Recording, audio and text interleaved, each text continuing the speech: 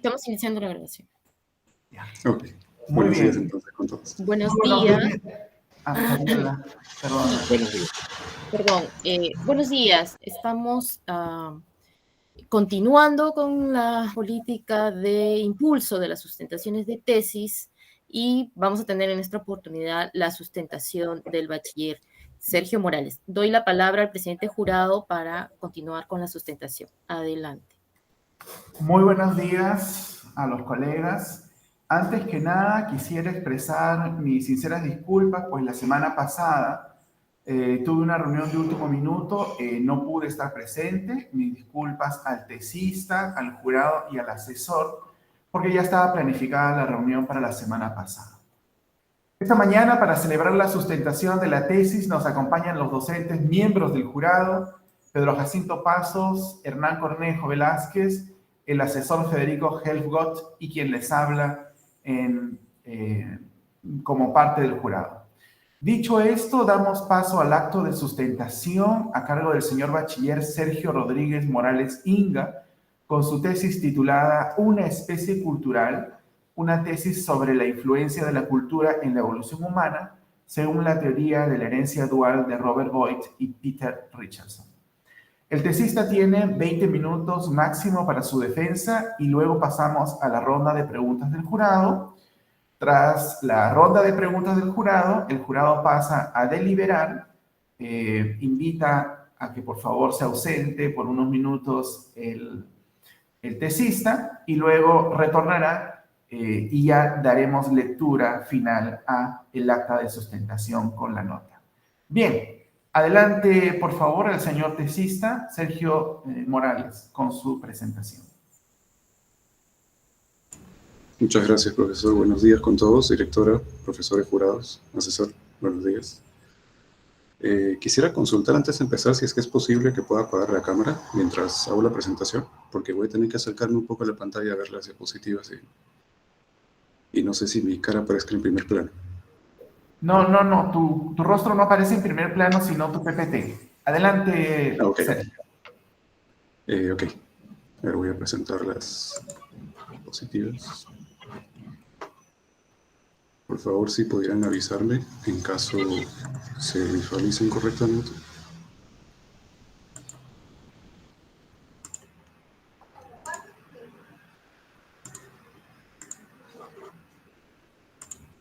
¿Se pueden observar?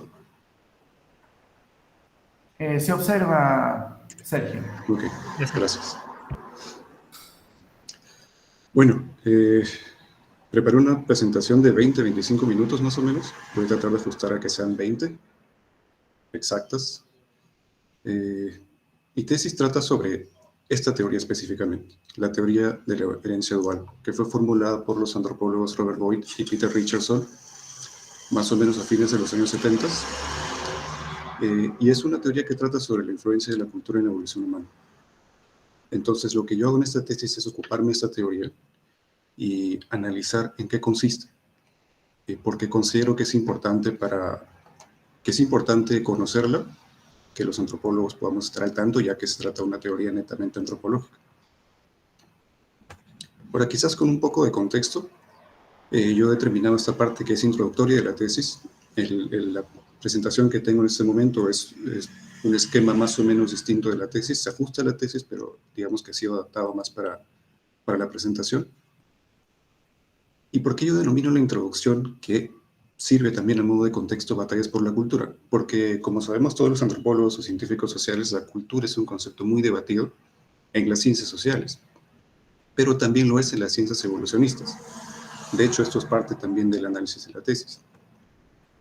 Y una pregunta que podría ayudarnos a entender por qué, si es que queremos ir por el inicio, por qué la teoría darwiniana, formulada por Charles Darwin, no tiene arraigo en las ciencias sociales. Siempre la literatura arroja una respuesta, y esa respuesta es el determinismo biológico. Más o menos a inicios del siglo XX hubieron diversos enfoques llamados darwinismo social, y también la sociobiología, que es de los años 70, que se hicieron, digamos, o fueron infames por promover el determinismo biológico en las ciencias sociales, es decir, por explicar los fenómenos sociales como la pobreza, la corrupción o la desigualdad partiendo de conceptos biológicos. Como es sabido, se trata de un enfoque que ha sido muy cuestionado y que al día de hoy no lo defienden, digamos, académicos serios. Pero más o menos a mediados de fines de los 70s, hay una tradición que viene desde antes, pero más o menos a fines de los 70s, inicios de los 80s, surge el evolucionismo cultural. ¿Cuál es la diferencia con el evolucionismo biológico anterior? Que en este caso el adjetivo cultural no es coincidencia, responde a que la cultura fue puesta al centro de la explicación de la conducta humana. Y precisamente la teoría de la herencia dual de Boyd y Richardson es parte del evolucionismo cultural. Hay otras teorías dentro de este marco o campo que podemos llamar evolucionismo cultural, pero digamos que a mi juicio la más importante de ellas hoy en día es la teoría de la herencia dual. Más o menos, ¿qué sostiene este evolucionismo cultural? Una tesis distinta del evolucionismo anterior, que los hechos sociales no son fenómenos biológicos, sino eventos propensos al cambio.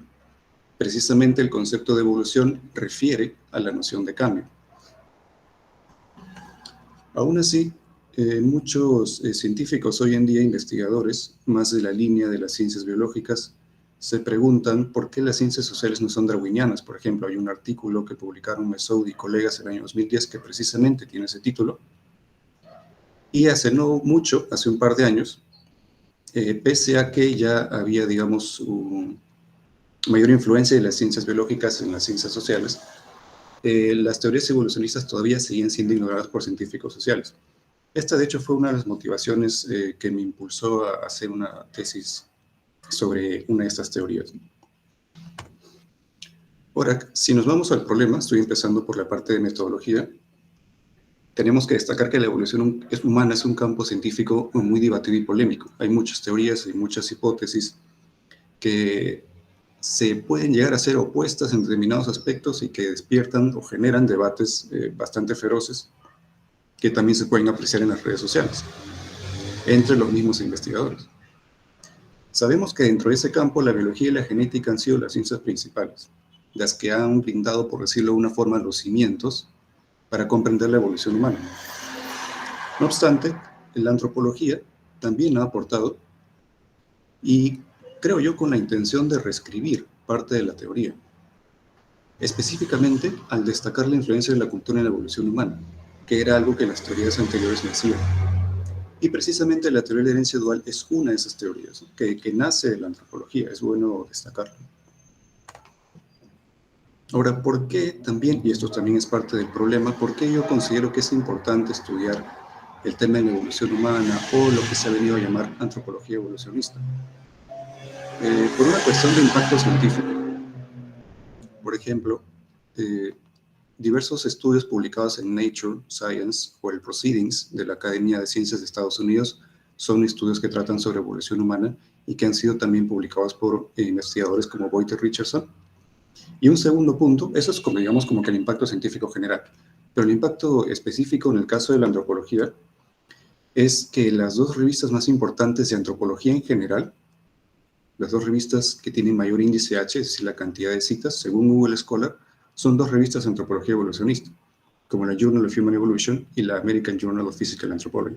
Me parece que, siendo ese el estado de la cuestión, los antropólogos debemos prestarle quizá mayor atención a qué es lo que está ocurriendo en este campo. Con relación a los objetivos y las preguntas también que son correspondientes, la tesis analiza la estructura conceptual de la teoría de la herencia dual, explora sus campos de aplicación y discute sus debates con otras propuestas. Yo creo que este esquema o este modelo, vamos a decir, de analizar la estructura conceptual, los campos de aplicación y los debates, nos puede brindar una imagen bastante, vamos a decir, exacta de lo que podría ser esta teoría y cuáles son sus alcances. Ahora, con relación al método, dado que esta es una tesis esencialmente teórica, estoy utilizando un método que se puede también definir como teórico, que es la revisión narrativa. La revisión narrativa es parte de un conjunto de métodos llamados revisión sistemática de literatura, cuyo objetivo es determinar el estado de un conjunto de estudios sobre un tema o un problema en específico. Digamos que los objetivos de esos métodos, como el metaanálisis, la síntesis temática, la metaetnografía, etc., son contextualizar, identificar variables importantes, hallar conexiones entre estudios, señalar los métodos y técnicas más utilizados, entre otros. Estos métodos, o este conjunto de métodos, se emplean en ciencias como psicología, medicina, biología, campos como ingeniería o incluso la física. Y según lo que indica la literatura que está consignada en la tesis, forman la base de toda investigación, porque a fin de cuentas toda investigación empieza por una especie de revisión de literatura, que bien puede ser sistemática o no. En el caso de la revisión narrativa, que es un tipo de revisión sistemática, su objeto de revisión son preguntas generales, como justamente la pregunta de la tesis, ¿cuál es la influencia de la cultura en la evolución humana? El objetivo, dado que la pregunta es general, dado que su objeto de revisión es una pregunta general, su objetivo también va a ser brindar conclusiones generales. Su aporte puede ser identificar problemas, limitaciones, vacíos, contradicciones y controversias, y que más o menos son los elementos que se observan en la tesis. Y la finalidad de la revisión narrativa, como también de los otros métodos de revisión sistemática, son proveer una base teórica que comprenda el avance del conocimiento. Esto es fundamental para el desarrollo de hipótesis y teorías. Ahora, todo método de revisión sistemática, o digamos que gran parte de ellos, parte de un protocolo, es decir, pasos a seguir. En el caso de la tesis, hay 4 pasos. Primero, identificar el tema y pregunta de investigación. El tema es la evolución cultural y la pregunta es cómo influye la cultura en la evolución humana. Un segundo paso es identificar criterios de inclusión y exclusión para saber elegir qué estudios vamos a considerar al momento de hacer una revisión sistemática. En el caso de la tesis, tienen que ser estudios que inevitablemente refieren a la teoría de la herencia dual, que es la unidad de análisis, vamos a decirlo de esta manera. Son también estudios que discuten la influencia de la cultura en la evolución humana para hacer, digamos, alguna especie de comparación y para asegurar la calidad de las publicaciones y también de los contenidos.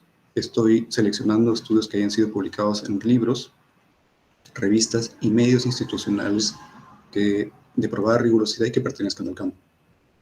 Con relación a la búsqueda y selección de estos estudios, se han utilizado 7 términos de búsqueda, que pueden ser teoría de la herencia dual, coevolución gen-cultura, y otros que están consignados en la tesis que responden a los conceptos más importantes de la teoría. La búsqueda se realizó en bases de datos, vamos a decirlo así, como Mendeley, y los estudios se han extraído de bases también como ScienceDirect, PubMed o JSTOR, entre otros. Y con relación al punto final, que es la elaboración del reporte, yo ahí formulo una estructura conceptual de la teoría de la herencia dual. Es decir, este esquema, que lo vamos a ver con detalle un poco más adelante, es propio de la tesis. Y lo que hace es dividir las categorías de la teoría en categorías eje, que son las principales, y las subcategorías, que son categorías que se añaden o dependen de las categorías eje, que son las más importantes. Cabe señalar que esto es un aporte propio de la tesis. Con relación al estado del arte, hay introducciones sobre el tema, hay compilatorios también que tratan sobre esta teoría, pero es importante señalar, como lo dije también hace un momento, que la presente tesis se distingue por 3 elementos. Emplea una revisión narrativa, define un esquema original, que es la estructura conceptual que les mencioné hace un momento y que vamos a ver más adelante, y enfatiza el concepto de cultura. Justamente porque la intención que yo tengo en esta tesis es tender puentes entre la teoría de la herencia dual y la teoría antropológica. Es también por esa razón que la tesis puede quizás tener un tono más de estado del arte, porque lo que me interesa es ver qué puntos en común hay entre la teoría de la herencia dual y la teoría antropológica para que pueda ser de fácil lectura por parte de los antropólogos que quizás no estén muy familiarizados con esta teoría. Ahora, la justificación de la tesis, claro, hay 4 tipos de justificación. Una refiere al objetivo, que es analizar la teoría. Otra es una justificación metodológica, que refiere al método a emplear. Me parece que los científicos sociales deberíamos quizá prestarle mayor atención a los métodos de revisión teórica o revisión de literatura. Hay una justificación teórica que refiere al marco, que es la evolución cultural, que es un campo que está en crecimiento. Y la justificación de diseño, que refiere precisamente al carácter teórico de las tesis, ¿no? Yo he consignado en la tesis que, aunque los antropólogos estamos mucho más familiarizados con estudios de campo o trabajos etnográficos que son parte de la sustancia de la antropología, también hay aportes interesantes que son de carácter teórico que convendría desarrollar también. Como contribución y finalidad, la contribución de la tesis es analizar una teoría científica que está basada en evidencia etnográfica y experimental y que se aplica en diversos campos. Y la finalidad de la tesis es divulgar una teoría científica, la teoría de la herencia dual, y también el campo de la evolución cultural como una posible opción teórica para la antropología peruana. Sabemos que la antropología peruana se compone de muchas teorías y quizás una de ellas podría ser la teoría de la herencia dual, pero para ello cabría conocerla. Ahora, en lo que corresponde a los antecedentes, yo digamos que he tratado de conjugar o ver o analizar de qué forma los tres conceptos más importantes de la tesis se combinan entre sí o interactúan. Por ejemplo, los más importantes son antropología, cultura y evolución, digamos que son los tres grandes dominios que abarca la tesis. Y mi forma de analizar esta interacción o ver cómo interactúan ha sido esta. En primer punto, sabemos que la antropología es el estudio de la cultura. La cultura es el objeto de estudio de la antropología. La antropología postula que la cultura es un determinante de la conducta humana y quizás en este aspecto que puede pasar un poco desapercibido, un punto importante de la antropología con relación a la cultura es el desarrollo de la concepción tayloriana, esta idea de la cultura como un todo complejo. Cuando uno revisa buena parte de la literatura, como está consignado en la tesis, ve que esta concepción de cultura como totalidad o todo complejo se mantiene incluso hasta el día de hoy. Hay un libro publicado apenas hace un par de años que muestra vigencia, o digamos, defiende la vigencia de la concepción tayloriana de cultura. En el punto 2,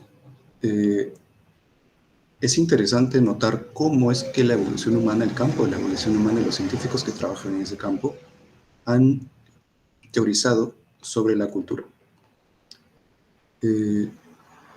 Quizás un punto importante puede ser señalar que hay distintas concepciones sobre la cultura en la evolución humana. Cada científico ha señalado lo que le ha parecido más importante sobre la cultura, pero uno de los puntos que es más actuales destaca que la cultura sería algo así como el primer director de la evolución humana.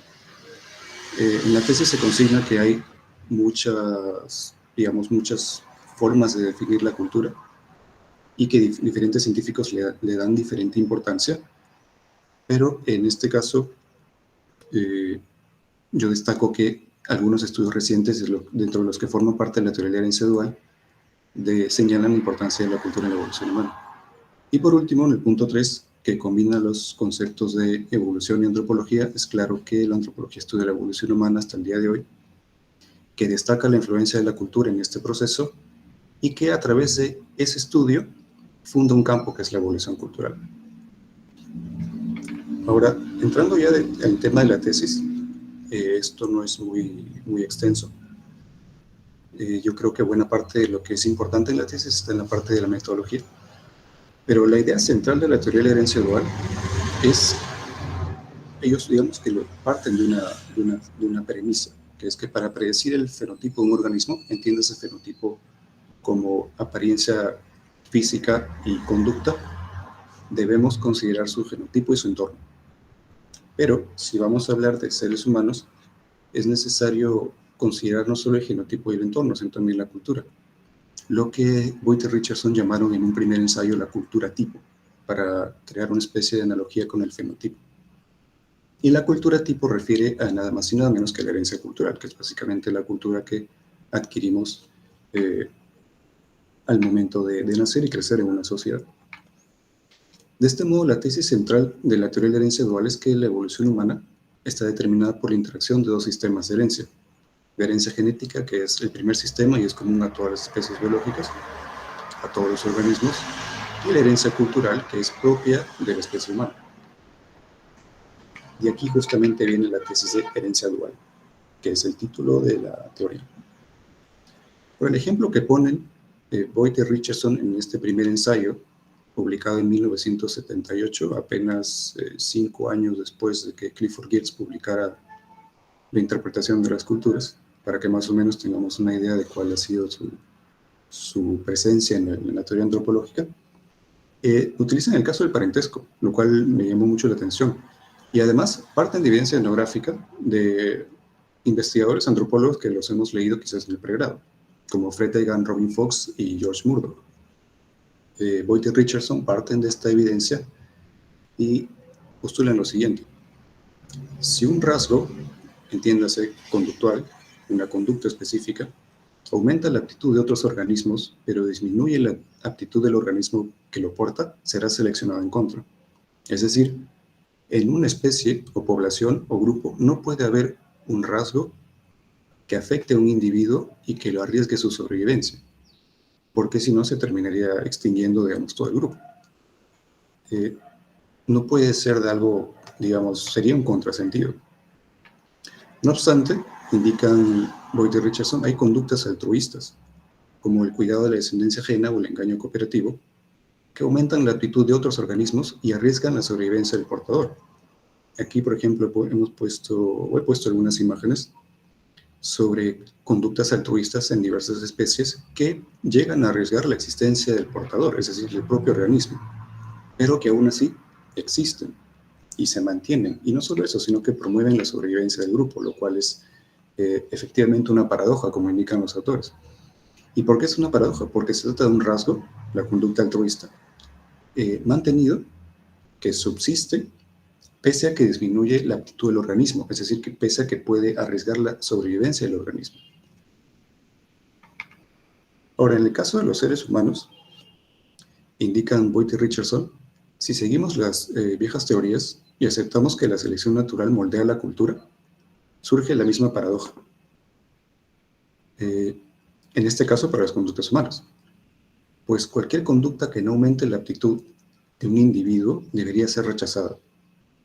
Sin embargo, en seres humanos hay muchas conductas altruistas, pese a que arriesgan la sobrevivencia del individuo. Ahora, con sobrevivencia no necesariamente estamos hablando de muerte, sino también de la incapacidad de reproducción.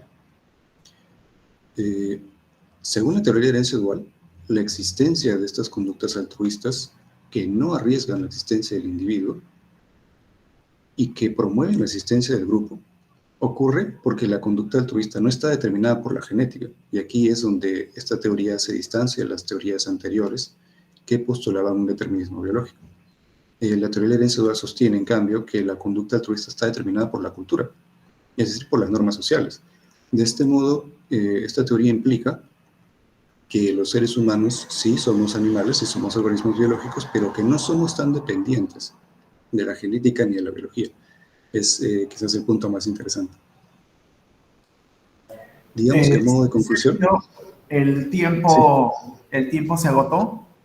Muchísimas gracias por tu presentación. Te damos un minuto, por favor, para que redondees la idea final. Te agradecería. Okay. No, esa es justamente la idea final. Que los autores buscan explicar la conducta humana no partiendo de tesis biológicas ni genéticas, sino más bien culturales, pero incluyen la cultura dentro de un marco teórico darwiniano. En este caso, la presencia de conductas que no aumentan la aptitud cultural del individuo no se explica por la selección actuando sobre la genética, sino sobre la cultura.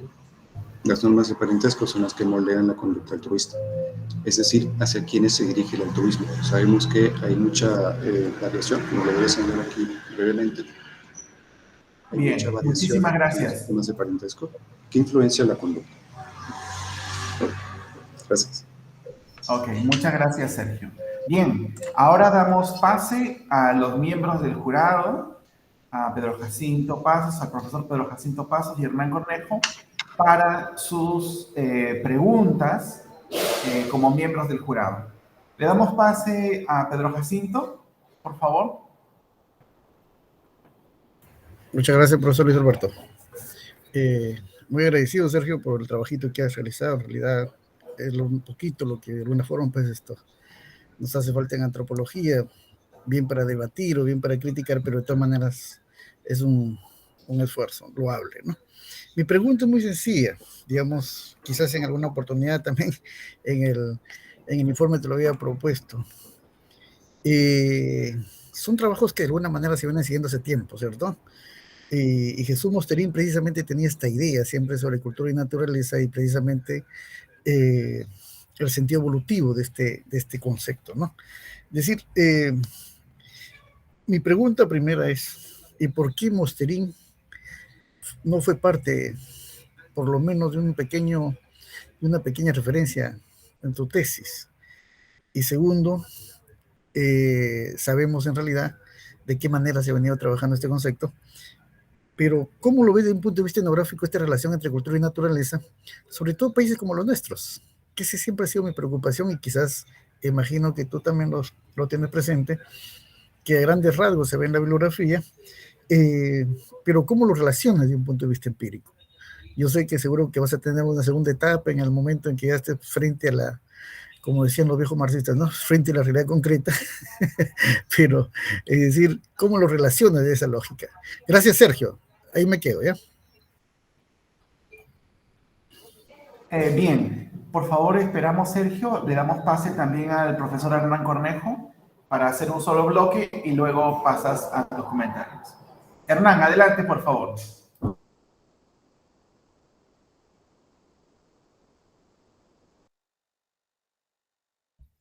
Hernán, no te escuchamos, al menos yo no te escucho. Hernán, te damos pase, por favor, para tus preguntas o comentarios. Gracias, profesor Alberto. Primeramente, felicitando a Sergio por la originalidad, la constancia, desde que llevaba en los cursos de seminario de tesis, hemos podido seguir el tema, hemos podido conversar, dialogar, discrepar alturadamente sobre el tema y por ahí va esa constancia y la felicitación por haber arribado a elaborar y estructurar esta tesis. Yo creo que es un aporte y también valorar que la reflexión que hace en torno al evolucionismo cultural y también esa crítica del evolucionismo humano es un aporte importante para la antropología desde el ángulo de la teoría. Mi pregunta se centra en el ejercicio aplicativo de la teoría del evolucionismo cultural acumulativo, de la cultura, la transmisión cultural acumulativa. En la página 109,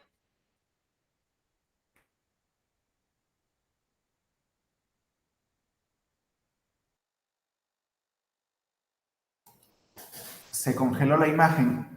Sí, sí, yo pensaba que era la mía. Es él, es Hernán, es Hernán. hasta ahí está bien. Hernán, discúlpanos, tu señal se cortó. Te voy a pedir que apagues tu cámara. Eso a veces facilita mucho más la conexión. Sí, Hernán, te congelaste un rato. Sí, te quedaste en la teoría acumulativa. Ok.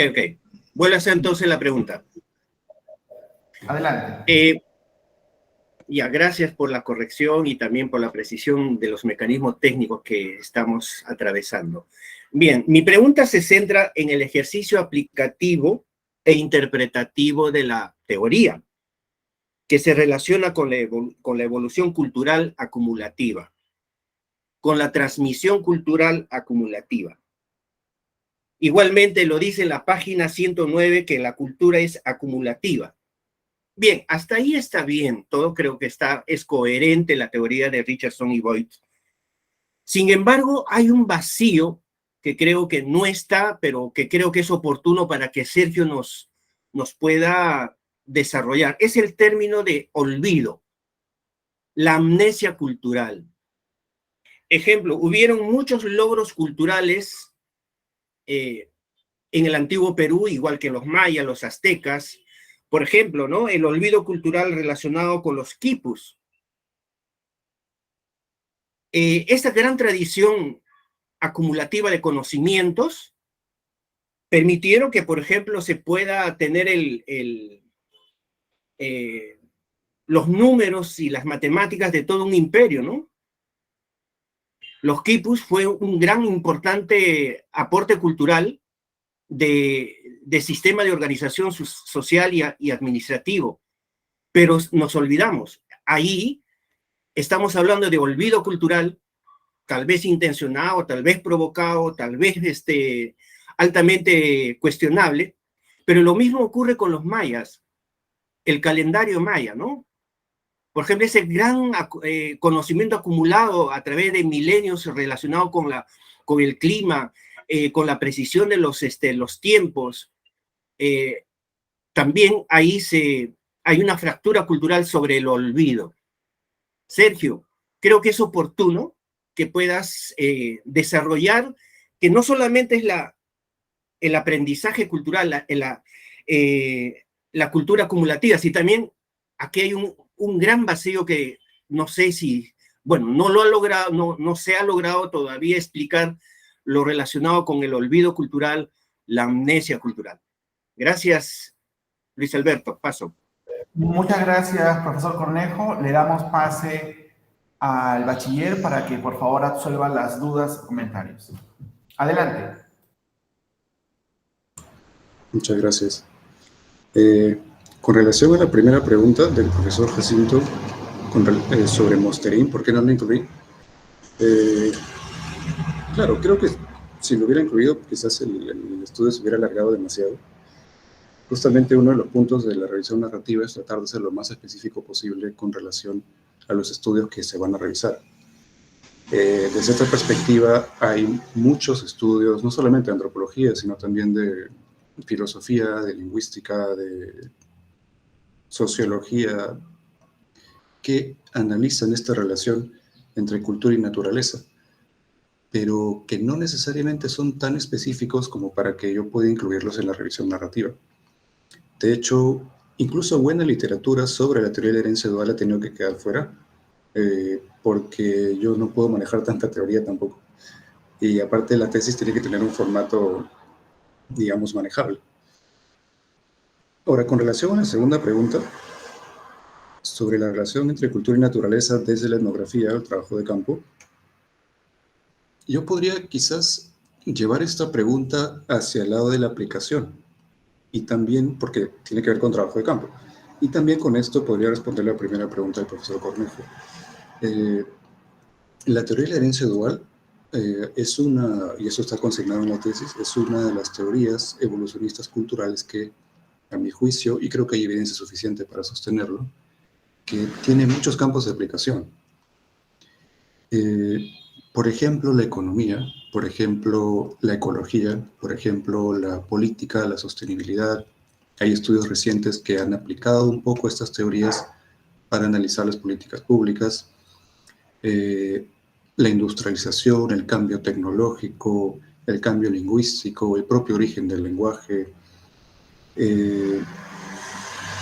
Y son, digamos, lo que hacen los investigadores que quieren aplicar, en todo caso, ya no hacer una revisión narrativa de la teoría, sino aplicar la teoría, es hacer estudios o bien etnográficos o bien experimentales. Últimamente se están realizando más estudios experimentales que etnográficos, porque generalmente estos estudios necesitan grandes cantidades de datos, que no siempre se obtienen de etnografías que se hacen, digamos, en el momento o en el lapso del proceso de investigación, en el tiempo del proceso de investigación, sino que las extraen de bases de datos, como por ejemplo el Human Relation Area Files, que es un conjunto es una base de datos desde la cual me parece que utilizan codificación o algún método parecido, que les permite acceder a trabajos etnográficos de los antropólogos clásicos del siglo XX o incluso de antes, sin tener la necesidad de hacer trabajo de campo. Ahora, también estos investigadores hacen trabajo de campo, pero a mi juicio están más interesados en hacer trabajos experimentales, que son, dicho sea de paso, experimentación de campo. No es experimentación pura, como lo harían quizás los médicos o los genetistas, sino es más investigación de campo. Quizás más adelante me gustaría, a propósito del comentario del profesor Jacinto, me gustaría quizás en algún momento aplicar esta teoría que es para una tesis de doctorado, o no lo sé, pero quizás para darla a conocer al menos sería bueno introducirla desde una perspectiva teórica. Ahora, con relación a la segunda pregunta del profesor Cornejo sobre la amnesia cultural o el olvido cultural, o por qué tecnologías como el quipu o el calendario maya se pueden haber olvidado, no tengo una respuesta exacta, pero podría conjeturar, partiendo de la perspectiva de la teoría de la herencia dual, que una explicación podría ser me remitiría a la noción, por ejemplo, quizás de competencia intergrupo. Recuerdo haber revisado algún estudio que señalaba por qué ciertas variantes es el término que utilizan estos científicos para comparar distintos rasgos de una cultura. Y la solución que yo propondía es que el quipu responde a una variante que en su momento fue víctima de la dominación y la invasión, igual que el calendario maya, y que por esa razón no se utilizan hoy en día. Es una explicación más histórica que biológica, porque la tolerancia dual se apoya mucho en datos históricos y arqueológicos. Bien, muchísimas gracias, Sergio, por los comentarios y por las respuestas. Bien, muy buenos. Continuamos con el acto de sustentación y en este momento le damos lectura al acta de sustentación virtual para optar el título profesional de licenciado en antropología. En Lima, a las 10 horas del día miércoles 21 de diciembre del 2022, reunidos virtualmente los miembros de la Facultad de Ciencias Sociales, bajo la presidencia del doctor Luis Alberto Suárez, con la asistencia de los miembros del jurado y la vicedecana de la facultad, se dio inicio a la sustentación de la tesis presentada por el bachiller Sergio Rodrigo Morales Inga, para optar el título profesional de licenciado en antropología titulada Una especie cultural, una tesis sobre la influencia de la cultura en la evolución humana, según la teoría de la herencia dual de Robert Boyd y Peter Richardson. A continuación se formularon las preguntas y las observaciones por parte de los miembros del jurado. Luego de absueltas, el jurado procedió a calificar la exposición de la tesis, obteniendo la nota de 16.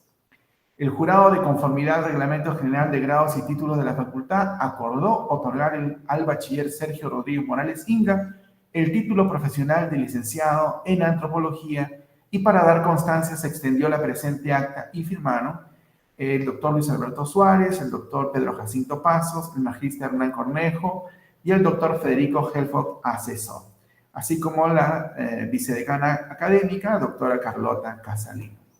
Agradecemos a todos por su asistencia y felicitamos a Sergio Morales por su grado obtenido y le deseamos lo mejor en su vida profesional. Muchas gracias, Sergio. Muchas gracias también al jurado por la calificación y la lectura. Gracias.